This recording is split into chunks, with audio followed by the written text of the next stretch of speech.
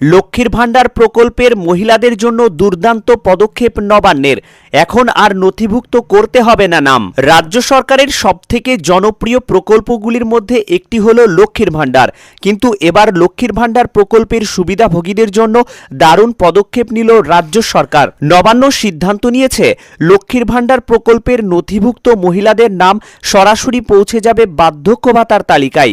লক্ষ্মীর ভাণ্ডার প্রকল্পের সুবিধা পাওয়ার জন্য মহিলার বয়স হতে হবে 25 থেকে 60 বছরের মধ্যে। বার্ধক্য ভাতার জন্য মহিলাদের বয়স হতে হবে 60 বছর এবং তার বেশি। লক্ষ্মীর ভাণ্ডার প্রকল্পের নিয়ম অনুযায়ী মহিলাদের বয়স 60 বছরের বেশি হলে আর তারা লক্ষ্মীর ভাণ্ডার প্রকল্পের সুবিধা পাবেন না। লক্ষ্মীর ভাণ্ডার প্রকল্পে নথিভুক্ত মহিলার বয়স যখন 60 বছর হতে যাবে, তখন সরাসরি নাম চলে যাবে বার্ধক্য ভাতার খাতে।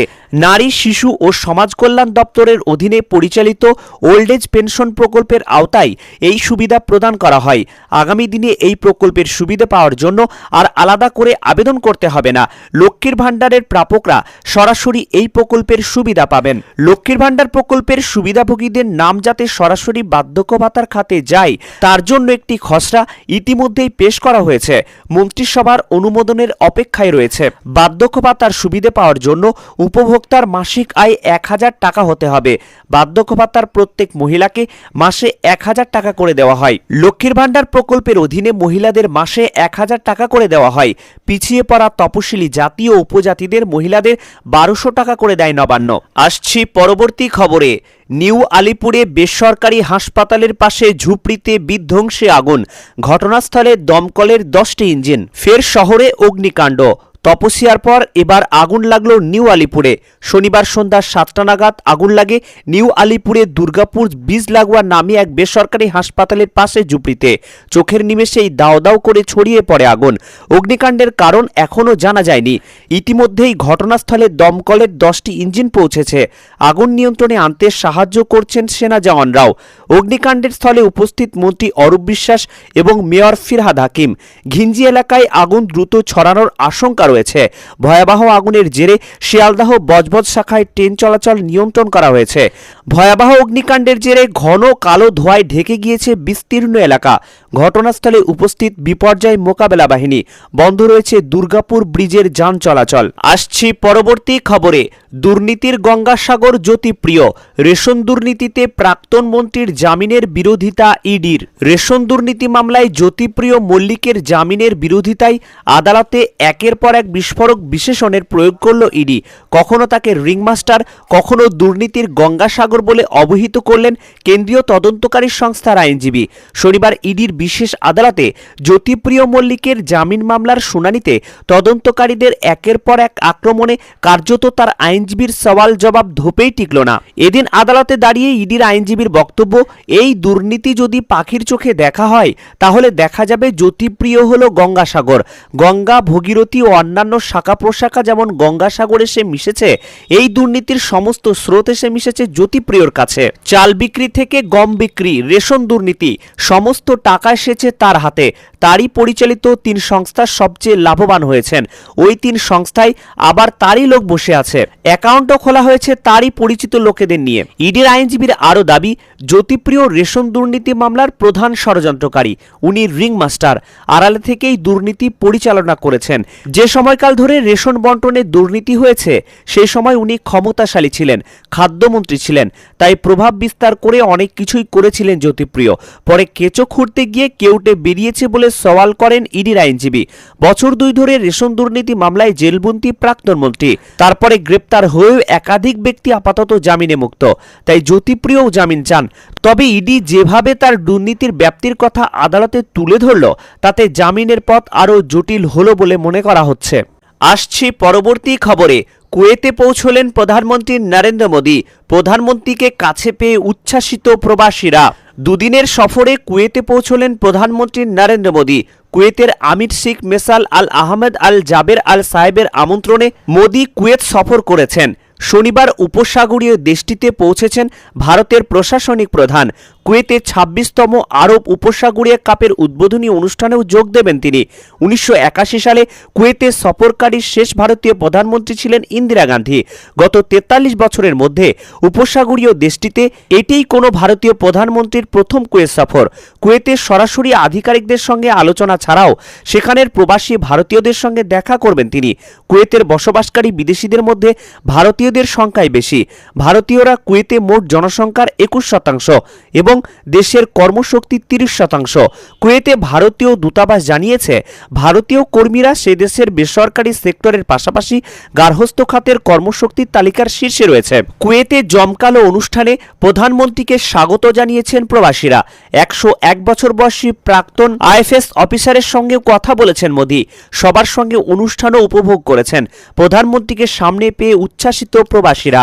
সরকারি সূত্র বলছে কুয়েতের শীর্ষ নেতৃত্বের সঙ্গে আলোচনা এবং ভারত ও কুয়েতের মধ্যে একটি ভবিষ্যৎ অংশীদারিত্বের জন্য একটি রোডম্যাপ তৈরি করার একটি সুযোগ হবে।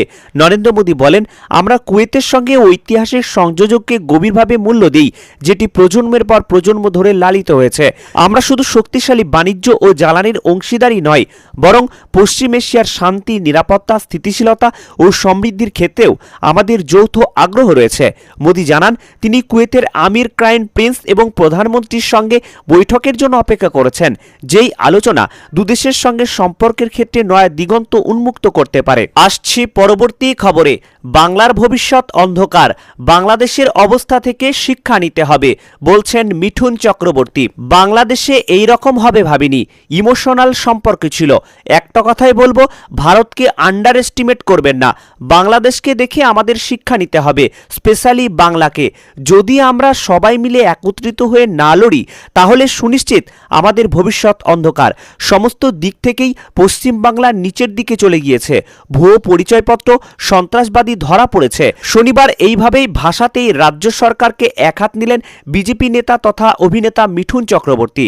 হুগলির পান্ডুয়ার সক্রিয় সদস্যতা অভিযান কর্মশালায় এসে বিজেপি নেতা মিঠুন চক্রবর্তী বলেন, বাংলাদেশ নিয়ে আমাদের একটা আবেগ অনুভূত রয়েছে। পশ্চিমবঙ্গের অনেকেরই মনে হয় সেটা আছে, কিন্তু বাংলাদেশ এই রকম হয়ে যাবে আমরা কোনোদিনই ভাবিনি। ইমোশনাল কন্ট্যাক্টটা ভেঙে যাওয়াও খুব কষ্ট পেয়েছি। তারপর যেসব কথাবার্তা শুনেছি, টিভিতে দেখেছি, যে যা পারছে বলছে। আমি একটা কথাই বলবো, ভারতকে আন্ডার এস্টিমেট করবেন না। Don't under estimate India. বাংলাদেশকে দেখে আমাদের শিক্ষা নিতে হবে। সবাই মিলে একত্রিত হয়ে না লড়লে ভবিষ্যৎ অন্ধকার। ভুয়ো পরিচয়পত্র পাওয়া একের পর এক জঙ্গি ধরা পড়ছে পশ্চিমবঙ্গের বিভিন্ন এলাকা থেকে। সেই বিষয়েও রাজ্য সরকারকে দায়ী করেছেন মিঠুন। মহাগুরু বলেন, এগুলো অনেকের আগে থেকেই শুরু হয়েছে। শুধু আমাদের খারাপ লাগে যখন দেখি পশ্চিমবঙ্গ ইতিমধ্যেই নিচের দিকে নেমেছে। এগুলোর জন্য প্রশাসন দায়ী। জঙ্গি ধরা পড়ছে, এটাই ভালো খবর। আসছি পরবর্তী খবরে। বিমায় রেহাই নেই, জিএসটি কাউন্সিলরের বৈঠকে বহু পণ্যে বাড়ল করের বোঝা। আশা ছিল বহু প্রতীক্ষিত জীবন বীমা এবং স্বাস্থ্য বীমার প্রিমিয়ামে কমানো হবে জিএসটি। যদিও রাজস্থানের জয়সলমেরে জিএসটি কাউন্সিলরের 55তম বৈঠকে এই বিষয়ে কোনো সিদ্ধান্তই নেওয়া হলো না। অর্থমন্ত্রী নির্মলা সীতারামনের উপস্থিতিতে বৈঠক সম্পন্ন হওয়ার পর সংবাদ মাধ্যমের মুখোমুখি হয়ে এমনটাই জানালেন বিহারের উপমুখ্যমন্ত্রী সম্রাট চৌধুরী। যদিও তবে বহু পণ্যে জিএসটির হার পরিবর্তন করা হয়েছে। বৈঠক শেষে জানা গিয়েছে, নুন মশলা মাখানো প্যাকেট করা নয় এমন পপকর্ন বা ভুট্টো ভাজার উপর 5% জিএসটি বসানো হয়েছে। প্যাকেট করার আগে ভুট্টো দানার উপর 12% জিএসটি এবং ক্যারামেল কোটেড পপকর্নের উপর ধার্য থাকবে 18% জিএসটি। পুরনো বৈদ্যুতিন গাড়ি বা ব্যবহৃত জ্বালানি তেলে চালিত গাড়ি বিক্রির উপর বাড়ানো হয়েছে জিএসটি। এক্ষেত্রে 12% থেকে 18% কর গুনতে হবে। বোতলবন্দি জল এবং 10,000 টাকার নিচে থাকা সাইকেলের দামের ক্ষেত্রে জিএসটি কমিয়ে 5% করার প্রস্তাব আনা হয়েছে। তবে সম্রাট চৌধুরী স্পষ্ট জানিয়ে দেন, জীবন বীমা এবং স্বাস্থ্য বীমার প্রিমিয়ামে এক্ষেত্রে কর কমানোর সিদ্ধান্ত স্থগিত করেছে জিএসটি কাউন্সিল। জিএসটি বাড়ানোর প্রস্তাব দেওয়া হয়েছে পোশাকের উপর। 1,500 টাকার মধ্যে দামের পোশাকে 5% এবং 10,000 টাকা দামের পোশাকের উপর 28% জিএসটির প্রস্তাব দেওয়া হয়েছে। এই ঘটনায় ক্ষুব্ধ বস্ত্রশিল্পের সঙ্গে যুক্ত ব্যবসায়ীরা। এমন প্রস্তাবের বিরোধিতায় সরব হয়েছে জম্মু ও কাশ্মীরের প্রাক্তন মুখ্যমন্ত্রী মেহবুবা মুফতি। তিনি বলেন, কাশ্মীরের বিখ্যাত শালে যদি 28% জিএসটি দিতে হয় তবে এই শিল্প ব্যাপকভাবে মার খাবে। এটা শুধু কাশ্মীরিদের রুটি রুজি নয়, কাশ্মীরের একটি আন্তর্জাতিক পরিচয়। আসছে পরবর্তী খবরে। 12 জানুয়ারি থেকে 16 জানুয়ারি পর্যন্ত 72টি বিশেষ ট্রেন চালাবে রেল। আর কয়েকদিন তারপরই নতুন বছর। জানুয়ারি মাস পড়লেই মকর সংক্রান্তি। সেই উপলক্ষে গঙ্গাসাগরের সমাগম হয় লাখ লাখ পুণ্যার্থী। রাজ্যের বিভিন্ন জেলা তো বটেই, ভিন রাজ্য থেকেও প্রচুর মানুষ আসেন সেখানে। সেই কারণে চালানো হবে বিশেষ ট্রেন পরিষেবা। রেল সূত্রে খবর, 12 জানুয়ারি থেকে 16 জানুয়ারি পর্যন্ত 72টি বিশেষ ট্রেন চালানো হবে। তবে এই ট্রেনগুলির তালিকা এখনও প্রকাশ করেনি রেল। আর কয়েকদিনের মধ্যেই কোন কোন ট্রেন চালানো হবে তা জানিয়ে দেওয়া হবে। এছাড়া শিয়ালদা সাউথ, প্রিন্সেপঘাট, কাকদ্বীপ এবং নামখানা স্টেশনগুলিতে may I help you booth খোলা হবে। এই বুথগুলিতে সহায়তার জন্য হেল্পলাইন নাম্বার প্রদান করা হবে। জরুরি পরিস্থিতিতে সাহায্য দেওয়ার জন্য গুরুত্বপূর্ণ ফোন নাম্বার সহ একটা তালিকা প্রদর্শিত হবে, যেখানে পুলিশ স্টেশন, হাসপাতাল, ফায়ার ব্রিগেডের সুবিধা পাওয়া যাবে। অতিরিক্ত টিকিট কাউন্টারের ব্যবস্থা করা হবে। কাকদ্বীপে 5টি, নামখানায় 5টি অতিরিক্ত টিকিট কাউন্টার চালু করা হবে। 24 ঘন্টায় সেখানে কর্মী থাকবেন। এছাড়া থাকবে শিয়ালদাহ, কাকদ্বীপ ও নামখানায় সুসজ্জিত মেডিকেল বুথ এবং অ্যাম্বুলেন্সও থাকবে।